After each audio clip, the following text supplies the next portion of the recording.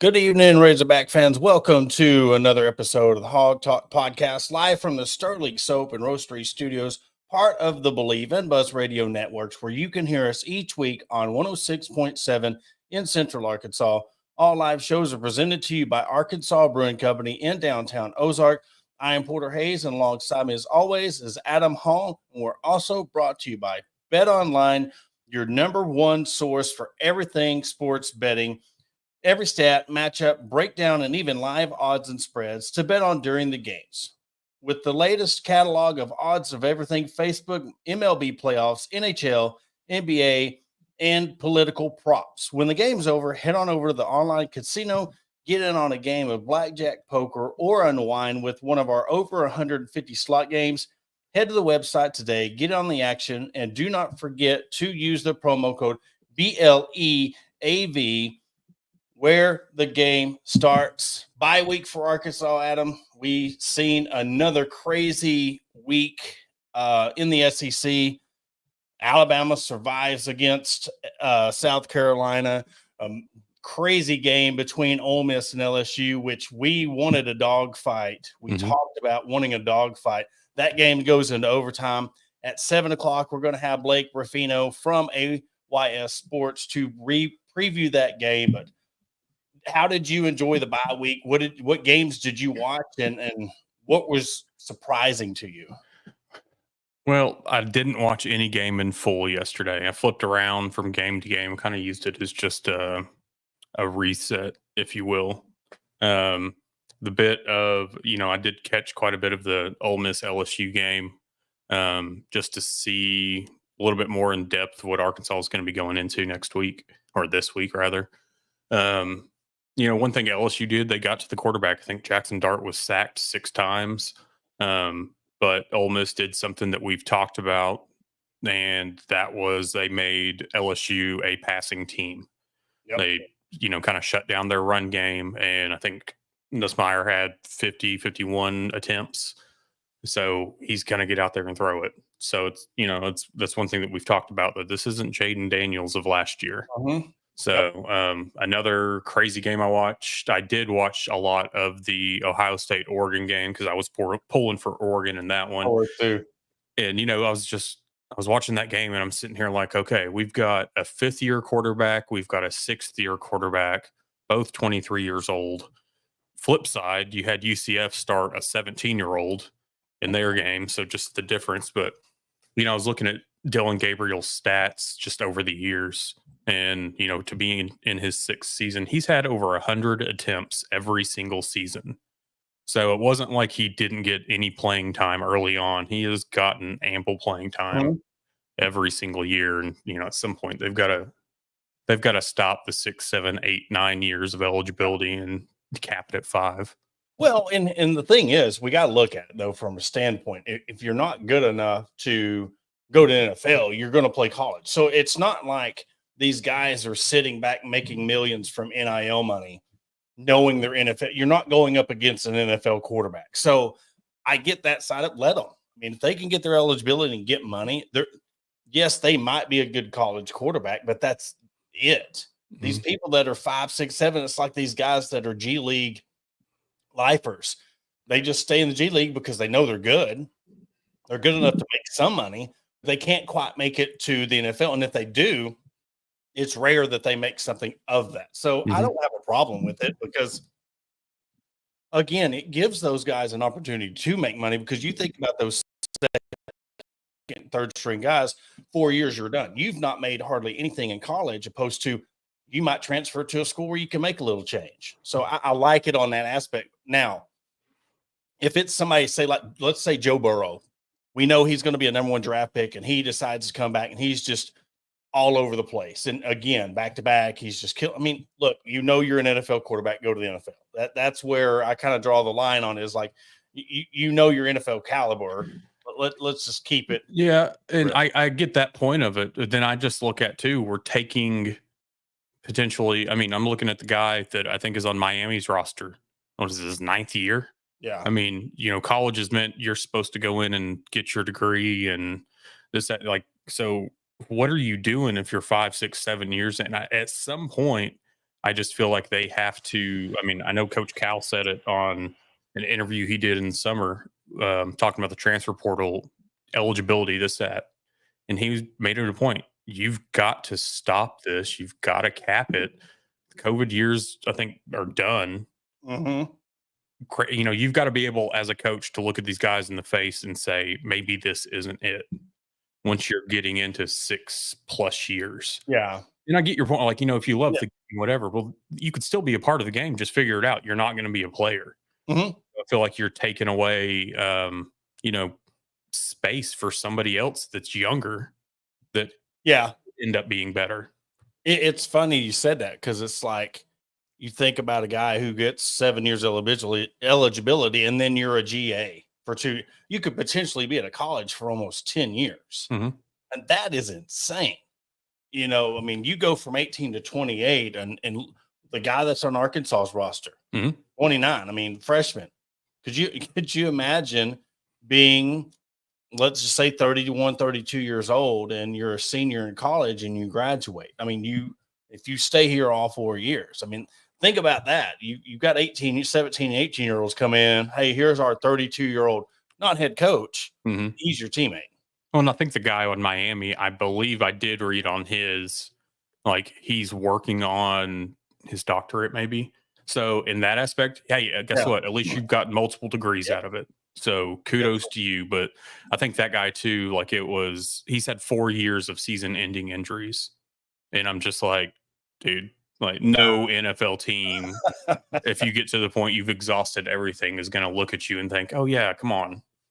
Yeah. And, looking at the other games, I forgot to even mention Vanderbilt. Look, that they are that team that is starting to, you look at what James Franklin did when he was there, and then he went to Penn State. Now it's happening again. That kind of shows you that, Stoops had even mentioned it afterwards about the NIL. Well, hey, welcome to it. Like, if this shows you anything what NIL can do positively for college football, you're making a team like Vanderbilt relevant. They're talking about it. And that's awesome for college football, because you're getting these teams. You don't have to sit there and bring in Texas and OU just to make the SEC stronger. You're getting it organic from inside the SEC team, stronger and better. Now, say, like, look at Tennessee and Kentucky, for instance. If they're supposed to be this team and then they fall off, you're replacing them with Vanderbilt. You're not having this 2-3 team tier of being the strongest conference. You're having teams replace them. I'm telling you, I applaud Vanderbilt for what they're doing. It's amazing to see a team that's never been relevant truly not just have that one game fluke, and then now they turn around and they're winning again. That's awesome. Well, it's funny because, early in the season, I know me especially, after Kentucky got drubbed by South Carolina, I mean, I was in the boat of, oh, man, that was just their game, because Kentucky came back out and looked good the following week. And then here they are again, dropping the game to Vanderbilt. And it's just kind of like, rather than it being dropping the game to Vanderbilt, Vanderbilt's just gotten that much better. Players are bought into Clark Lee. And I think it's one of those that they're tired of being the bottom feeders. And so now we've got Mississippi State, who we kind of assumed would be there. We thought that Florida would be in the mix somehow. And you've got Auburn that have basically kind of replaced the Vanderbilt as the joke of the SEC. Yeah. And, also Mississippi State, which they, I mean, almost made a game of it with Georgia, only 41-31. But going to that, we'll segue to that game. I mean, Kirby Smart, Mississippi State player, runs to the sidelines. I will say this: the audacity of having so many players be arrested on that team, having the fan base sit there and defend him. I don't care what the intention was, because you made a perfect point. If that would have been a player, he could have been mistakenly thinking he's going to shove somebody, and he shoves Kirby down on the ground. He's out of the game. Mm-hmm.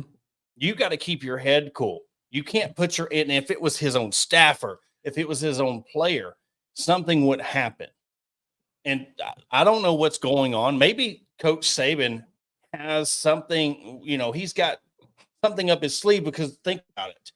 Look at what's happening in Alabama. You have these on the field issues and you just sweep it under the rug. Oh, we're not going to address them because maybe you're scared of this guy going to another school. You have 7 arrests on your team and now your coach is acting like that. It's like the unraveling of this structure that makes winning championship football teams. And when it comes down to it, you're not teaching this discipline. Now you get beat by Vanderbilt. You almost get beat by South Carolina. Then you turn around to Georgia's instant. What's going to happen? Look what happened against Alabama. I mean, you can't have it both ways, but you got to start looking at yourself in the mirror and be like, I shouldn't have done that. But there also should be some repercussions. There should be some kind of sort of punishment for his actions. I don't think looking at it, like a lot of people have pointed out, we've talked about that with NIL and transfer portal, the field evening a touch. We're seeing it across the SEC. You're now in a spot that you're having Georgia slip up. You're having Alabama falter a little bit now that they don't have Saban. Even before, Saban's last year, a little hiccups here and there. It's one of those things that not everything can just be swept under the rug with blowout wins in a national championship. Yeah. You're kind of being called out on the carpet, if you will, because you're losing these guys to other schools. These other teams are getting better. And then, so it's one of those things that now they're making you not win a game that you should have won, or they're making the game that you should have blown them out competitive. The coaches are getting frustrated. And it's one of those, whereas they didn't have to police their teams as much. And so players were allowed to do as they please and get away with things. We just sweep it under the rug. Now it's coming to the point that, no, somebody's got to rein it in, whether it be starting with the coach, whether it be starting with the conference, something somewhere. I mean, you're going to have somebody come down. And now that we're going to be looking at schools paying players directly, best believe you're going to start getting fines, deductions, something. Yeah, and that's where the reality is going to hit some of these coaches, players, because they're going to have no control. And that's where it's going to be serious. This is adult stuff now, because you are now technically an employee of this university. Therefore, if you get an infraction or you get any kind of punishment, it's going to be in those bylaws. It's going to be in that fine print. We're going to sit you out. And there's nothing the coach can do about it, because it's clear cut. This happens. And I think we discussed that, when we first even heard about the notion of, these people being employees, how that's going to affect that when it comes to NIL, when it comes to, are they doing this to get some kind of kickback because they're losing it in booster money? They're going to get theirs, but you better believe that there's going to be some kind of infractions. There's going to be some kind of punishment when things go on, and it can happen to the coaches too, not just the players. Well, it's got to be, I think, something that if the schools aren't going to do it, if the conference isn't going to do it, there's going to ultimately be or have to be some sort of, whether it's your ethics boards, whether it's your rules committees, whatever, somebody's going to have to come step in. Mike Gundy's deal a few weeks ago that was like 6 to 8 minutes long. It was just how he would change basically college football as it was right now. Some of it I agree with, just because I think you're going to have to get somebody at the top, like we see in the professional sports, to oversee these things. If Greg Sankey's not going to step in and do it, somebody above him needs to do it. I would see Saban doing it, because he's out of coaching. He's against it. I think he would be the one that would police it better, because one, he's brilliant, but two, you see, it's almost like, is he doing this game day stuff to hold over until this, and then he steps in, which he would be a perfect fit. But why would Greg Sankey, of all people, want any part of that between him? Because him and the Big Ten, they're working together to try to make. He's going to be against this commissioner because they're going to have control over what he wants to do. So he would, in reality, probably taking a pay cut and more responsibility, because you're over this whole thing instead of just a conference. I don't think that, I wouldn't. If I was in Greg Sankey's position in power, I'd stay put. And kind of like Nick Saban and Dabo, all these people, it's like, I'm going to sit here and control this team. I'm going to make the most of it, or I'm just going to get out of it. Now that Saban's out, maybe he is interested in doing that if this indeed comes about. Well, and if they did shift to the 32 teams or whatever is coming in the future, I mean, you could very well see Greg Sankey going from running the SEC alone to running the whole thing, taking a bigger, but I think that's a long time coming in the sense of there's a lot to happen between now and then.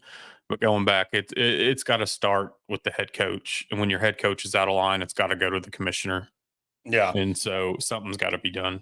Well, he better reel it in quick because he's got Texas coming up next week. I mean, you look at this slate. I know we were raving about last week's slate of games.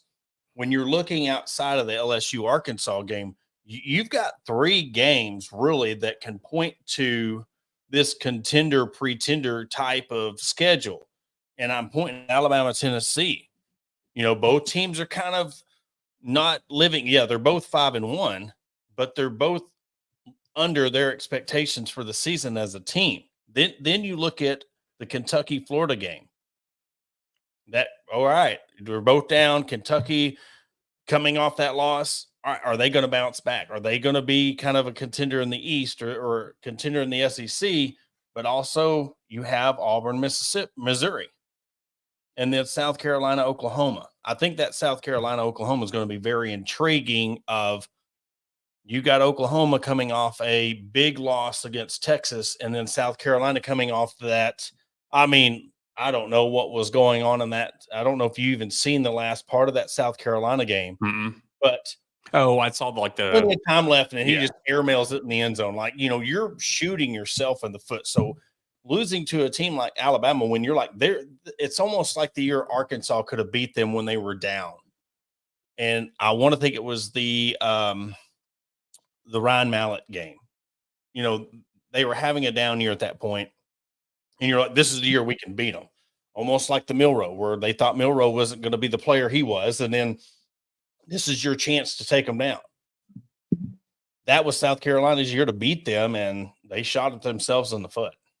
Yeah, I haven't looked much. I'm taking a look at next week's schedule now, and I mean, honestly, even the Missouri's not a lock for that Auburn game with the way that they've looked. I mean, granted, hey, Missouri, congratulations, you went to UMass and won 45-3 or whatever. But Auburn is scrappy, and it's one of those things that at some point they're going to put a win together to upset a team like they could do against Missouri. I think Alabama, Tennessee, I think that's going to be one that's just kind of which team can limp to the victory, to the finish line. Honestly, out of the SEC, I'm kind of looking at that Michigan-Illinois game. Yeah. Even though Michigan has faltered, it's been one of those. But Texas A&M, Mississippi State, I think that'll be handily won by Texas A&M. They've looked night and day difference compared to what we've seen them. Oh, yeah. But we've seen both sides of them too. We've seen it's almost like Texas A&M and Arkansas is the same team. Like when Texas A&M playing the game, they can beat about anybody. But you have those bad games where you look at the Notre Dame game and they falter. But you look at just how many 5-1 teams there are in the SEC. You have Missouri, get a matchup between 2 5-1 teams, Alabama and Tennessee. A&M's 5-1. LSU's coming into Arkansas 5-1. Georgia's 5-1 going up against an undefeated Texas. So I kind of teased this last week, but man, I just feel like something crazy is going to end up happening. And I think that the Vanderbilt win over Alabama just kind of lit the fuse of what could happen these next 4 to 5 weeks in college football, just in the SEC alone. Because you have so many teams that are sitting there 5-1, 6-0. It could turn into a powder keg. Well, I know there's some national media personalities that are, already have their early playoff predictions, and there's quite a few of them that only have 1 to 2 SEC teams at all in this thing. And I'm kind of looking at that, and it's like, I feel like some of y'all are just trying to not put SEC teams in for a reason. And I'm sorry, a 2 or even 3 loss SEC team are better than a lot of your other 1-loss teams. I think it's a lot of they want the attention. I think, hey, how can I mean, how can we? I don't take his. I mean, he's an ACC homer. I mean, he's like the Joe Klatt, Big Ten homer. I mean, I don't take any. They have good points sometimes, but when they're just spewing stuff out there, like if you really say that you're going to have a 12-team playoff and you're going to only have 2 SEC teams in it, that's absurd. Because how many times has the SEC had 2 teams in it in a 4-team playoff? I mean, I would be shocked if there wasn't 4. I mean, that's just how it is. You look at how many 6-0, 5-1 teams are on the SEC right now, halfway through the season. You look at this and it's stacked. Plus, you got scary teams like Vanderbilt surprising and beating people. You know, you don't have just the Georgia, the Alabama, and the LSUs. You don't have like 2 or 3 teams that are really good, and then it kind of trickles down. You have A&M. You have Ole Miss, even though they got beat. You have Ole Miss is still a strong team. But you have people like Vanderbilt coming in that can surprise somebody. They don't have that week off in between a Vanderbilt and then playing LSU next week. You know, it's not like that anymore. That's what I love it so much. Yeah, I'm looking at you just bringing up where everybody kind of stands in the SEC. I mean, Texas 6-0, obviously, but you got 5-1. You have 7 teams that are 6-0 or 5-1, and then you've got a 5-2 in Ole Miss, but then several 4. I mean, yeah, it's you don't drop to 500 or below until your 12th team in the conference. That's insane. So 12 through 16 are at 500 or below.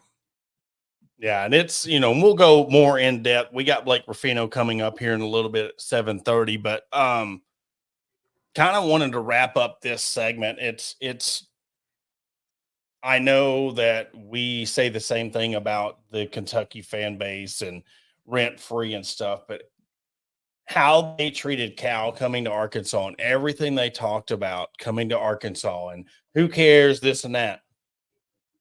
They go out and bring in Rick Pitino, who is a coach at another school. He's not he's not riding off in the sunset. You are a coach at another school. So one, I think Aaron Torres said it perfectly. How does that make you feel? St. John's, and he's like, I'm a proud supporter of blah, blah, blah. And then he's at their game. But you know what? This is more on Kentucky. Because if you were who you thought you were as a program, if you thought you were this big bag program and you want to talk about Pope all you want, you shouldn't need to bring in that circus. You shouldn't need to bring in that attention to your new little LED court or your players. Why did you have to do that? That is not a flex from the Arkansas side. That's his tweet that he put out was, in my opinion, perfect. It was a reply to one of his tweets. And it was, any Kentucky fan who says he's ours, St. John's needs to deal with it, better not be triggered when their former players show up in Fayetteville wearing Arkansas gear this year. Exactly. I mean, that's 100% what that is. And I'm sure, he went, asked his boss if he could go do this. I would imagine he did. You never know because it's Rick Pitino. But at the same time, it's, the whole like, he's ours, get over it. It's like, what are we now? Are we childish now?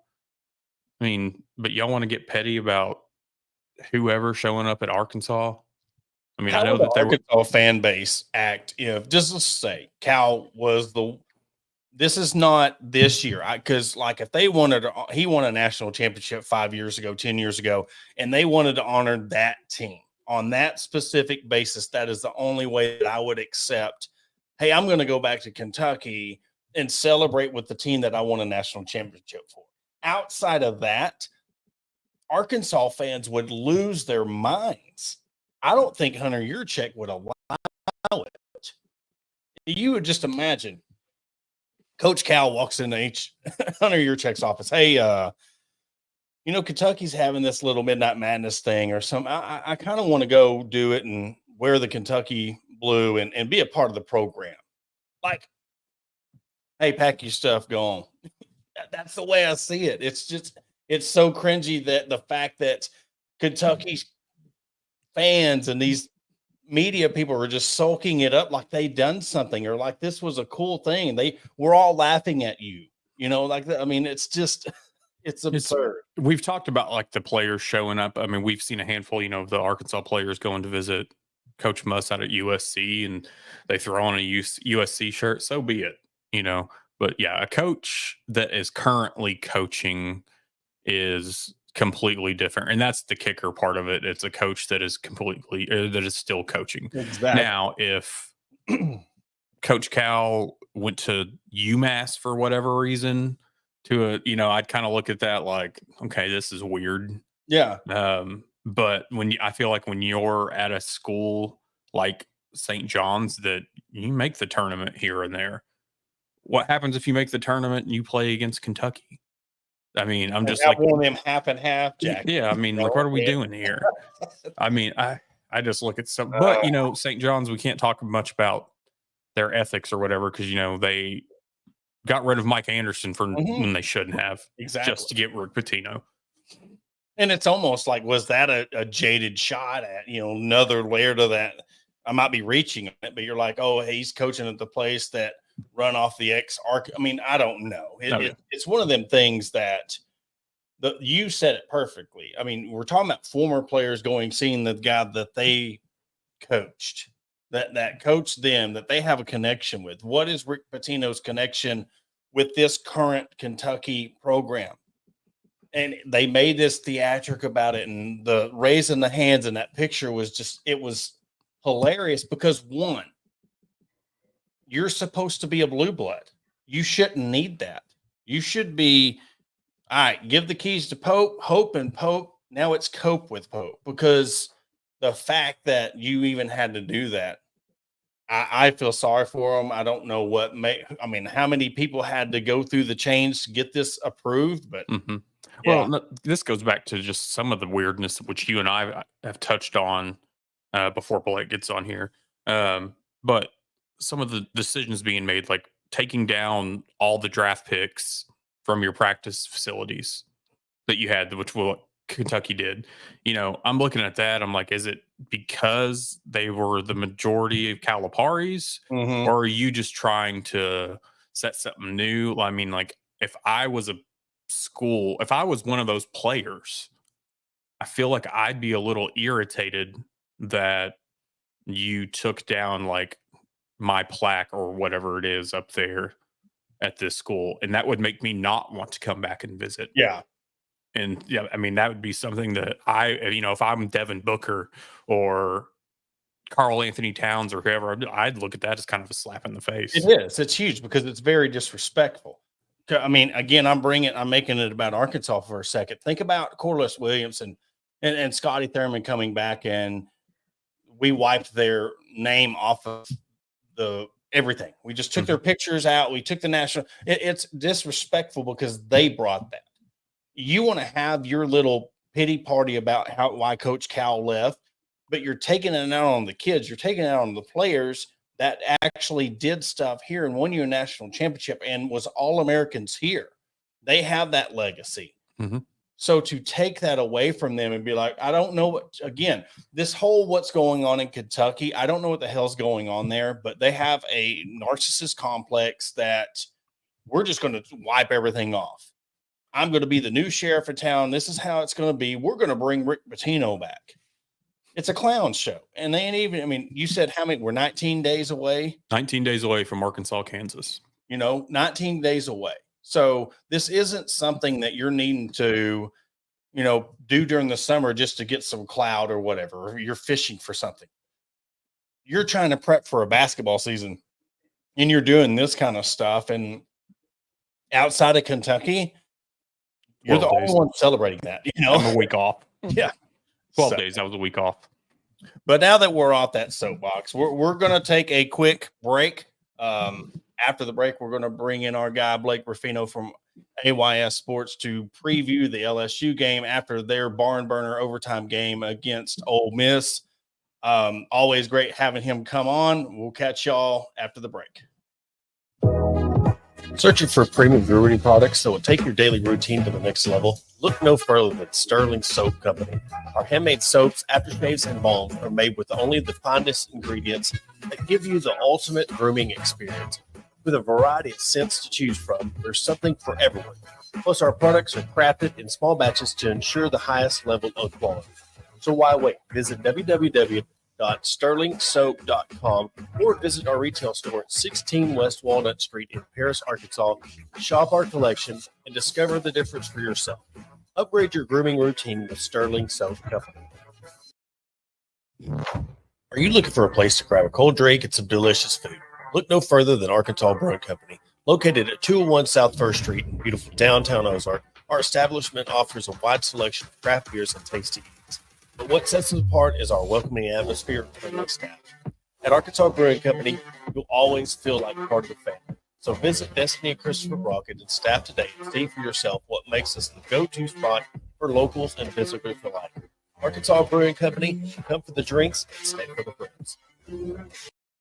Attention DIYers and home improvement enthusiasts. Are you searching for the right tools and supplies to tackle your next project?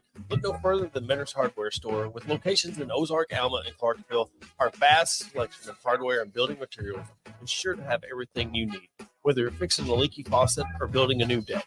Plus, our knowledgeable staff is always on hand to offer expert advice and guidance. And with our competitive prices and convenient online ordering, Mentor's Hardware Store is your one-stop shop for all your DIY needs.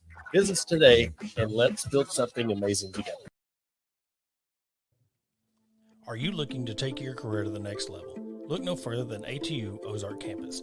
As a 2-year satellite campus of Arkansas Tech University, we're dedicated to a quality workforce education, industry partnerships for in-demand jobs, and tailored paths for success. Our programs are led by industry professionals. Whether it's a certificate or you're aiming for a graduate degree, ATU Ozark has you covered. Visit our website at www.atu.edu/Ozark or contact us at 479-667-2117. Your future begins here. Welcome to Ozark Area Chamber of Commerce, where our mission is simple: encourage, promote, and aid an enduring environment of shared economic opportunity and civic development for the Ozark, Arkansas area. Whether you're a local business owner or a resident, we've got something for you. Shop our unique local businesses, explore the beauty of Ozark, and savor local flavors and find cozy accommodations. Join us in building a stronger community. And to learn more, contact us at 479-667-2525. Remember, together we thrive. And want to welcome you to the Hog Talk podcast. And we bring on our guy, Blake Ruffino from AYS Sports. Blake, always having you on to preview the LSU game. I know y'all had a wild, crazy game against Ole Miss. I appreciate you coming on, brother. Thanks for having me. So how was, look, coming into that game against Ole Miss, you knew it was going to be a dogfight. Mm-hmm. But what you said previously, we're talking about the Arkansas game, you know, you've been one of the few that you've given much love to Arkansas about how this team is. What's really surprised you the most, your prediction preseason to what the team is now, looking at this Arkansas team? Just better defensively. I think that their secondary has been a lot better than I think I expected them to be. Linebacker play has been better. And I think just the overall offensive line and quarterback play has been better than I thought. Now, they've had their issues, you know, like against Oklahoma State. They made critical errors, clearly. In that football game against A&M, they made critical errors. So, look, Arkansas's had their moments. They've had their spurts. I do think that even though last night happened for LSU, this might be the best overall team that they've played. And that might be A&M. We're going to find out. But from just different things that LSU presents, I think is very unique to the flaws that both teams have. You know, like Arkansas can do some good things running the football. Maybe LSU is going to be unable to stop it. But I think that Arkansas has found a way here in the first 6 games. But what Arkansas are you going to get? What does a Taylor Green less Arkansas team look like? You know, so there are a lot of things that I think that they've overcome and they've done. I think their coaching staff from a coordinator perspective is really good. But I think that they just, you know, they got to find ways to stop shooting themselves in the foot. And if they can do that, they can be very serviceable. But you like the Tennessee game, even though I think Tennessee's flawed, but even in the Tennessee game, they found ways to not turn the football over, and that's how they won the football game. And going to your quarterback, Nussmeier, I'm sure outside of LSU, there was concerns about what can he do by himself to win a game. For him to, put the team on his back, throw for 337 yards, 3 touchdowns. How much confidence does that give you coming into a game against Arkansas, knowing that if he does indeed have to go one-dimensional and be a passing team, he's the guy that can get the job done against this Razorback defense? I don't think he had a good game at all, Porter, to be honest with you. I mean, he was 22 of 51. He made a lot of really bad decisions, other passes that could have been intercepted. I think that actually hurt LSU. I think he hurt LSU. After the game, he said it was the worst game I've ever played in my career, and it was. I don't think that you can rely on him. And he was not the reason that you won the football game. The defense was the reason you won the football game. Now, did he have moments and spurts where he created and made some really good throws like he did in the one in overtime? Yes, but last night he did not play well at all. Anytime a quarterback's below 50% completion percentage, I don't care if he throws it 3,682 times, that's not good. So looking at him going into this Arkansas game, what has Arkansas done in a bye week to prepare to get ready for him? I think Garrett's got to run the football some to keep teams a little bit more on their heels. But in reference to last night, people look at the stats or just look at like him as a general. I've seen it nationally all over the place. People are saying, oh, he played really good. No, he didn't. He played horrible at moments. He's 4-15 in the third quarter throwing the football. That's horrible. Like, that can't happen. I don't care if you can run the football or not run the football. Like that, you got to be able to make sure you're making good decisions. So I think that this Arkansas team, where I don't think is as talented in the interior of the defensive line as Ole Miss was, I think LSU could have some success running the football a little bit more. Arkansas fans know this. Chris Pupal is a really good inside linebacker, Porter. I mean, he was really good last night. We broke the film down this morning. I mean, he was all over the place. He did a lot of really good things in the running game. But I think for any LSU game or any LSU fan coming off a very emotional win like that, you go into the next week in another rival against another rival team or a rival team, and you're like, look, man, you can't do that on the road. So I think that Nussmeier's inefficiencies and his bad decision making, ironically, not to me or anything that I've ever said on my show, you can go check it out, but I think people are now more on edge because of those bad decisions he made last night too. And do you think, the game going in overtime and having now Arkansas is coming off a bye week, you're having less time, but I want to throw in like the Malachi Singleton. You know little about this backup quarterback. What wrenches does throw in the game plan of you don't really have much to go off of when you're trying to plan for this quarterback and what he can do for this Razorback offense? Yeah, sure. Look, you have some semblance. You saw it at the end of the game against Tennessee. You have some idea of what he can do and what he's about. I don't think what, Bobby Petrino can do with 2 weeks, what they can work on. But so, yeah, I think that there are areas and avenues that Arkansas can exploit. But see, here's the thing about a young quarterback that I look at this game, Porter. So, we'll talk about this a lot on my show tomorrow. Arkansas is 87th in the country in team sacks allowed. Their offensive line has been very leaky. Well, LSU's 4th in the country in sacks. They sacked Jackson Dart last night 6 times. It was the most anybody has gotten off of a Lane Kiffin offense with 6 sacks. And here's the thing. They throw the football very quickly. So that should give you an idea of how well they've been able to get after the passer. And for a young quarterback, whether it's LSU versus Arkansas, I think y'all saw it a couple of weeks ago again with Nico Imalava. I think you've seen it with young quarterbacks. If you can get after them, it's a very interesting situation. So even though LSU may not know, they don't know what Singleton or what the play calling will look like, even though they saw it some in the second half, if he is going to be the starting quarterback, which I think, just listening to you, maybe a lot of people think that he will be. I think the question comes down to what does a young quarterback look like when the pressure comes after him like that? I do think that Arkansas's O-line's been very leaky at moments. And LSU is the one thing that they've done extremely well. I would say even borderline elite has been getting after the passer.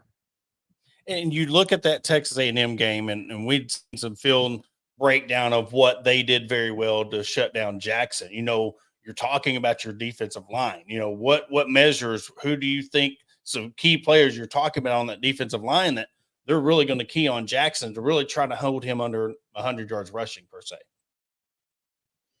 I don't know if it's necessarily anybody on the defensive line. I mean, Braden Swinson, the edge player, you could point out. They've had some really good guys in the interior, 2 young freshmen, true freshmen, and Don McKinley and Ahmad Bro have been really big. They were really big last night against a good Ole Miss team. But I think it's been more of the linebacker play. Look, you're going to a game, and Lane could, to your point of the question before, and then going into about Jackson, nobody knew what an LSU team looked like post Harold Perkins other than one game. And I think that more of LSU's system as a whole in the front seven, it's not one certain player that you have to stop versus the collective unit. You know, Whit Weeks had 18 tackles yesterday against Ole Miss. He had a sack. I think that just though the individual pieces that LSU has shown the last 3 weeks, you know, they only gave up, I think it was 17 rushing yards against UCLA. I think they gave up maybe 40 or 50 against South Alabama. And then even though Ole Miss had 150, okay, it's not created equally because they had one big run that went for 50 yards. And outside of that, everything was pretty much bottlenecked in that situation. So can LSU be physical enough with a really tough back and a really physical back? I think the question now becomes, Porter, is how healthy is he? You know, he's kind of been banged up a little bit, but you do have another big back that's 253 pounds, his backup. How does that work? Like, how physical can LSU be, I think, is the question on that front. But I think it's been more of a holistic system versus a overall player that, like, you look at Ole Miss and say Walter Nolan is really good. You look at LSU and say, well, man, they just play so fundamentally sound in the front seven that if you can't get a guy off this mark, they're going to beat you consistently. That's what they did last night. That's what they did, and even though they lost to USC, it's what the defense did. They had 5 straight stops in the second half. It's what they did against them. And so that's the thing, Porter. And by the way, LSU was the best team in stopping USC. Look, Penn State went into USC yesterday, and they ran the football all over them. So I think that there comes a correlation where LSU, who had a massive question mark in their front seven going into the season, a lot of people question, has really been the strength. I think the thing is in beating LSU, you got to make sure that you take advantage of the misalignment in the secondary. And because if you just keep running it at them, they're going to keep sending the heat after you, and they're going to get tackles for loss. Look, there's, again, Porter, I'm going to keep preaching this all week. There's a reason they're fourth in the country in sacks. There's a reason they're top 10 in tackles for loss. There's a reason that PFF put out that they're number 1 in the country in what they call havoc rate. You got to be able to make sure that you're getting guys off their spots, because if you don't, the collective unit can overwhelm you. Now, has LSU been very leaky too in that specific category? 100%. If there is a weakness, it has been if you pound them enough, okay, they can get leaky and you can get a cutback and you can make some big plays on them. So the question will become, can that offensive line for Arkansas get guys off of their spot in the running game? And because we've seen that D line that could be a little bit leaky. And, you know, what is your thoughts about, you know, Travis Williams? You see what he's been able to do with this defense, and more so get these guys to buy in and believe. You know, this Arkansas program, just like Arkansas fans do. You follow it because of the LSU Arkansas game. What have you seen out of him that really makes you see that these players are really starting to believe in him? And with that, and you have that game against Tennessee, you're building on that confidence. What does that say about him and the job he's done this season? I think momentum is a big deal. I think your win against Auburn was a big deal. And generating turnovers, winning a football game. I think your secondary is really good, and that being a position that he loves to coach. I think that, Porter, more than anything, I think that momentum and just overall schematically they've done some really good things. And look, he's playing with some pieces that maybe he, if he were recruiting at somewhere else or would have been recruiting for multiple years here, that would be a little bit different. The buy-in's a big thing. They've generated turnovers, man. But I would say they've also had, this is the thing that I talked about earlier, and maybe Arkansas fans agree or disagree. I don't know. But they've also had moments of massive lapses. Like they've had moments where, look, let's take out the last turnover against Peyton Thorne for a minute. Okay. And I know that you can't do that. Peyton Thorne is one of the worst quarterbacks in the conference, and you allowed him to sustain massive amounts of drives on you. So that's why I think the turnovers are so big. It's because you bended, you didn't break, and you made the plays when you needed to. You did the same thing against Nico in a hostile environment and a hostile crowd. The ultimate question becomes against like an offensive line, one that we'll have to look. They've given up 2 sacks all year.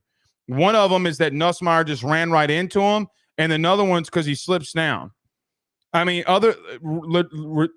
literally him being hit or touched has not been an issue. And so that defensive line in pass rush situations has been really good. So sending heat, playing better in the secondary. I think your linebackers have been better than what people imagined that they would be. I think that just the momentum of those turnovers have been massive for Arkansas. And we'll wrap it up with this. It's be kind of a fun question. And say this is barring both teams win. Say Arkansas gets the win against LSU, Vanderbilt beats Ball State. What if I would have told you in August that both Arkansas and Vanderbilt would have been 5-2 going into week 9? What would you think? And what does that say about what we're seeing out of the SEC this season? Well, I think Vandy is bigger than Arkansas in this scenario because them being 5-2 with the teams that they played, you would have assumed that meant that they lost to Virginia Tech and that they lost to Alabama. But it's been a little bit of an inverse. They lost to Georgia State and then beat Alabama. I mean, everybody knows the story. Yeah. I think that's a whole different scenario in its own outright thing. I don't think that you can or should or lump in Arkansas in with Vandy because it's a different situation. Look, let's call it what it is. Vandy got tested last night against Kentucky. I could make the argument that Kentucky's a much better overall defense than anything that Arkansas has seen to this point, and that's a really good wing in Diego Pavia. I mean, the Alabama game in and of itself is a different situation. I think schedule has become a big part of this. However, Arkansas being 5-2, I mean, that they got one of the upsets against Oklahoma or Tennessee, not really anything, Porter, that would have blows me away with like that, to be honest with you. Nothing. I mean, basically, in my humble opinion, you traded a loss against Oklahoma State for a win at home at Tennessee, right? Like, I mean, you started off the season, who was it? Arkansas Pine Bluff and you scored 70 points, 10 straight drives that you scored on. I mean, like Auburn, I mean, like even that game. I mean, a lot of us thought that Auburn wasn't going to be good again because Peyton Thorne's behind center. So Porter, I could have saw a scenario where you're 5-2, right? Like I could see the scenario. Yeah. I think for me, and then A&M, right? Like, so you beat Oklahoma State, you lose to A&M, you lose to Tennessee. Then you have a bye week, and then you're going into the LSU week. A lot like what happened last year, Porter, to be real with you. I mean, like you're in a kind of not the same situation, but in a very familiar situation going into your schedule. It just so happens that you beat what I'm going to continue to say is a flawed Tennessee football team. Now, I say that to say, what does Arkansas do from this point forward, right? This is what makes who they are. Are they a 6-6, 7-5, 8-4 football team? That'll be dictated in this next stretch that they go in on this after this bye run. And I think too, looking at the situation at quarterback, I think is a bigger deal than what anybody wants to allow in, right? Like I think that Taylor Green has been very good in moments. and I don't know what Singleton is. Like, I have no clue. I mean, I saw him at the end of the game. I have no clue. On a 3rd and 11, what does he do throwing the football, Porter? I think that from this point forward, if you would have told me Arkansas, I could see it. I would have thought it would have been Bama and A&M that you lose to, and that you upset Oklahoma State out of conference. In reference to Vandy, I think that that's just a whole different story in and of itself, right? I mean, like, that's a whole different situation. And because, look, I mean, Arkansas was in games last year, right? They lost. The LSU game they lost. The Alabama game they lost. Who was it? Florida? Wasn't it the Florida game that they lost in the last seconds of the game? So you could have looked at this and said, okay, well, they weren't completely off of winning some of these games, right? Like, I mean, they could have won 2 of those games and have been a completely different scenario for Sam Pittman. But because they didn't, I think it's, again, I'm long-winded in this answer. I just think it's a vastly different and completely different scenario. Oh yeah, I'm not trying to say I know that you're not. We know the Vanderbilt. That's the top story. You know, we know what Vanderbilt. I was just saying, like, knowing what coming into this season, and you have both of them now. You look at these teams that you're calling Tennessee this fraud, but now you got a resurgence of Vandy actually being a contender. You know, opposed to what me and Adam were talking about. Usually you have 2 or 3 top heavy teams in the SEC, and it kind of falls off. We're seeing a different change of the guard without even OU and Texas being even mentioned in this conference. That is what I don't see a lot of people seeing coming. Is you could sit there and say, well, we got a stronger conference because we brought in OU and Texas. We got some teams coming up and making noise outside those teams. Yeah, I mean, look, Porter, here's what I'd say. 2007, 2012, every time that you have realignment, and I tried to warn people about this on Ruffino and Joe show all offseason, when you have realignment, chaos happens. Yep. I mean, like, outright chaos happens. So, I mean, coming into the season, I don't think a lot of people, and watching the first 5 games or 6 weeks of the season, would have pegged that Oregon had the dudes to go out there and beat Ohio State either. You know, like, I mean, I think parity is happening this season. I think a lot of people are trying to blame it on NIL and the portal, even though they completely forget that 2007 happened. You know, like, revision is history. You know, like, oh, it's the portal and NIL. Well, and then you want to mention 2007. That's a complete and utter joke. But I understand. I agree with you. Here's what I'd say, though. Here's what I'd say. We're saying that right now, right? Like, we're saying it right now in the sense of, oh, well, you know, Vandy's closer to Georgia than what they normally are. That is true. Vandy's not. I mean, Auburn's not. Yeah. Mississippi State's not. What really is happening is that you just have different emergence of teams, and other teams that are down and other teams that are up in the more bottom half of the situation. I mean, look, the God's honest truth is we're going to find out about Texas this week. We're going to find out about Georgia. And so, and Porter, I think we do this as hosts, unfortunately, or just fans in general. Georgia lost 1 regular season football game in 3 years. And we think that, oh, man, there's so much parity. No, they just finally lost a game. Yeah. Like, they just finally lost a game. You going to line up and go up against Georgia? We're going to find out about them this week. Porter, if Georgia goes down to Texas like their Walker Texas Ranger and kick rear end, okay, then what? You know, then we're going to have a completely different perception.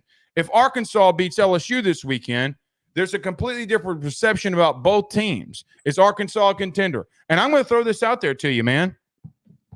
A&M, if they get through LSU in 2 weeks, they should. That game against Missouri, they looked dangerous. Well, I mean, it's not even that they look dangerous from that. Look at their schedule. If they beat LSU, they have a clear path of victories until that Texas game. And there's a very real scenario here, Porter, very real, that you could have on Thanksgiving night or Thanksgiving weekend or week. You could have a very real scenario that A&M and Texas play in the regular season, the last game, and you have a very real scenario that they could play in the SEC championship game. That's correct. It's very real. Go if A&M gets through LSU. Go look at their schedule. Yeah. I mean, so the parity is, like, so if A&M comes up, that would be like normally where an LSU would stay. I just don't. I'm trying to be missed on. Like, think about this. Who was the SEC? Let me ask you a question. Who was the SEC champion last year? Yeah, it was Bama. Bama, right? Yeah, it was Bama. Yeah, Bama's on the ropes and losing against South Florida and gets their teeth kicked in against Texas, but they win the conference. And then we come out at the end of the year saying, "Well, it's Saban." No, I mean, we were having that same discussion in the middle of the season. Oh man, we're finally going to get on Bama, and then they turn right around and kick your teeth in, and Saban rolls up in his Mercedes Benz, like all the super, like all the car lots that he has, and everybody just forgets about the reality of the ultimate situation. We equate close games to not being chalk, right? Like, close games don't mean that the big boys aren't still winning. Yeah. And I put it out there last week, the next 3 weeks, including this weekend, we're going to find out a lot of good football games. We're going to find out about a lot. You're going to find out about Tennessee this weekend. You're going to find out about Georgia. Texas finally is getting tested. Yep. Texas is finally getting tested. They haven't played a team that can throw the ball 20 yards on them to save their life. LSU gets tested again. Now, I will say this, Porter, you may disagree. I don't think Arkansas has been tested on the level that Arkansas has. I don't. Not from an offensive perspective. I mean, Nico Iamaleava, brother, he's a hot pocket away from them losing to Florida last night. So again, you're right. This week is big. Hot take. You ready? Yeah. The SEC this week might be bigger than what last week was. Yes. Oh, I can totally. And then that's the thing. Like, and if that happens, then the next week could even be. We're seeing an unprecedented amount of good games later in the season that we're not used to. When it comes to, it's not just one marquee game. You're having 3, 4 games, and you're talking about Nussmeier. I know we're wrapping it up, but the fact that he is a pocket passer, and we're seeing so many of these zone reads, so many of these people that are able to get out on their feet, but he can get the ball out quicker. That's a change of. You're talking about an offense that Arkansas is not used to seeing. This is going to be the first time because they didn't see Connor Wegman against Texas A&M like what he did against Missouri. So yes, you're correct on the fact that this will be the first time they've really seen an offense like this. No doubt. I mean, and look, I'm going to be real with you. I don't think that they've outside of A&M. Look at the A&M versus Arkansas lines of scrimmage. And where I think LSU's more leaky in the run game, that is very fair. Okay. That is something to massively take into account. A&M has not rushed the passer as effectively as LSU has. And if LSU can limit Arkansas to getting in third and manageables and being more in third and long situations, it's going to be a long night. But that's where your boy Jackson comes into play. Can you run the ball effectively on first down? I mean, look, this is a big matchup. And look, I'm going to tell you, I talked to somebody on LSU staff literally before I came on here, okay? They aren't taking Arkansas lightly. This isn't like what they did last year and taking them somewhat lightly. It's a completely different situation and a completely different understanding of what LSU believes that they have to go into against Arkansas. Yeah. Well, Blake, man, it's always a pleasure. I really appreciate you taking the time after your show to hop on with us. Always good popping up to you, man, and good talking to you again, man. All right, thanks, man. Y'all have a good one. Well, this episode of the Hog Talk podcast, you can wait on Hog HQ right after this at 8 o'clock right here live on Facebook and YouTube. We'll catch you on Wednesday.